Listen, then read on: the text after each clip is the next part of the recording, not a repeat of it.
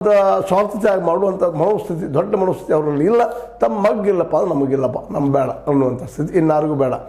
ಸಿದ್ದರಾಮಯ್ಯರು ಯಾರು ಮಾಡ್ಕೊಂಡು ಹೋಗಲಿ ಅನ್ನುವಂಥದ್ದು ಈಗ ಅನ್ನೋ ಆರೋಪಗಳು ಇದ್ದಾವೆ.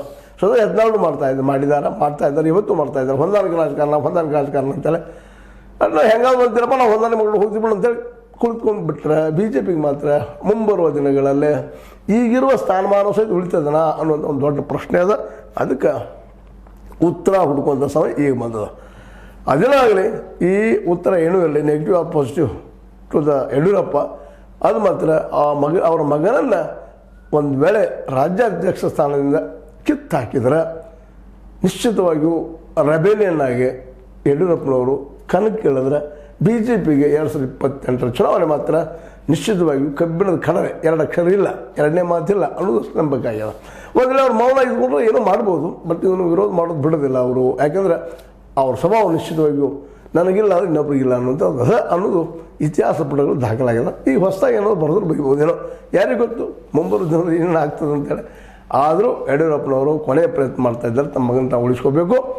ಮತ್ತು ಹೇಗಾದರೂ ತನ್ನ ನಂತರ ಬಿ ಜೆ ಪಿ ನನ್ನ ವಾರಸ ನನ್ನ ಮಗನ ಬರಬೇಕು ಅನ್ನೋಂಥ ಒಂದು ಹಠ ಅವರು ಅದ ಅನ್ನೋದು ಈಗಾಗಲೇ ಹಲವು ಸಂದರ್ಭದಲ್ಲಿ ಕಂಡು ಬಂದಂಥ ಸತ್ಯ ಆಗಿದೆ. ಇದು ಮುಂದೆ ಏನಾಗ್ಬೋದು ನೋಡೋಣ, ಅದರಲ್ಲೇ ಏನಾಗ್ತದೆ ಅಂತೇಳಿ. ಆದರೂ ಇವತ್ತು ಯಡಿಯೂರಪ್ಪನವರ ದೆಹಲಿ ಪ್ರವಾಸ ಏನಾಗ್ಬೋದು ಅಂತ ಕೂತವ್ರು ಎಲ್ಲರಲ್ಲೂ ಅದ.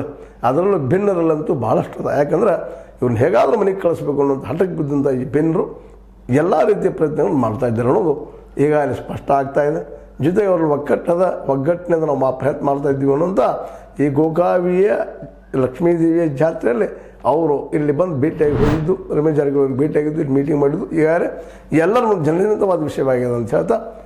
ಆದರೂ ಯಡಿಯೂರಪ್ಪನವರು ಇದರಲ್ಲಿ ಗೆಲ್ಲಬಹುದಾ ಅನ್ನೋಂಥ ಕುತೂಹಲ ಎಲ್ಲರಲ್ಲೂ ಅದ, ಸೋಲಬಹುದಾ ಅನ್ನೋದು ಕುತೂಹಲ ಅದ. ಏನಾದರೂ ಆಗಲಿ ಒಟ್ಟಿನಲ್ಲಿ ಬಿ ಜೆ ಪಿ ಒಳ್ಳೆಯದಾಗಲಿ ಅಂತ ಹೇಳ್ತಾ, ಇದು ನಿಮಗೆ ಲೈಕ್ ಆಗಿರ್ಬೋದು. ಲೈಕ್ ಮಾಡಿ, ಶೇರ್ ಮಾಡಿ, ಕಮೆಂಟ್ ಮಾಡಿ, ಜೊತೆಗೆ ಸಬ್ಸ್ಕ್ರೈಬ್ ಆಗೋದು ಹೋಗಬಾರ್ದು. ಯಾಕೆ ಸೆಕ್ಷನ್ ನ್ಯೂಸ್ ಆಗ್ತದೆ, ಸತ್ಯಕ್ಕೆ ವಂದನೆಗಳು.